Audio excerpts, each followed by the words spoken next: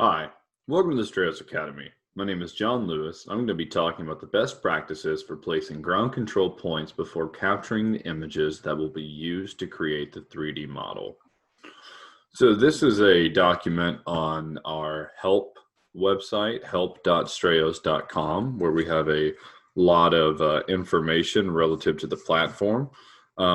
So basically, the first thing to consider is what is a good ground control point marker. The GCP marker should be clearly visible as a target. Try to ensure that it's at least 4 feet by 4 feet in dimension, using high contrast colors so that marker color doesn't blend with ground color. Giant X's are the easiest to place as well as the easiest for the AI to detect.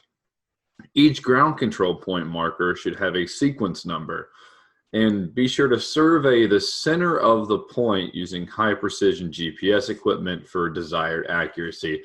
Any GPS unit that is capable of centimeter level accuracy is what you would like to use.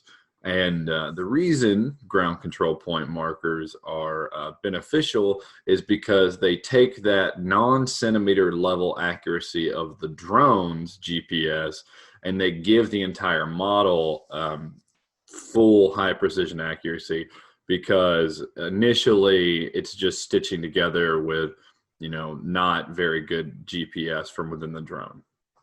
So we suggest that there are 5 ground control points, 3 on the top of the bench and 2 on the bottom, that can be found in a minimum of 3 images. So 5 ground control points that can be found in 3 images. That means you should consider your GCP placement relative to the image capture locations. If you put the GCPs on the very edge of the flight path, the GCPs may not be visible in at least 3 images.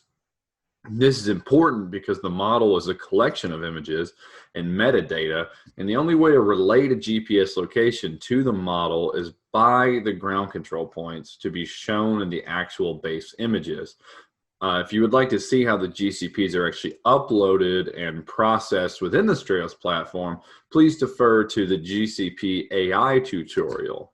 So it's very easy to upload as well, but that's for the previous video.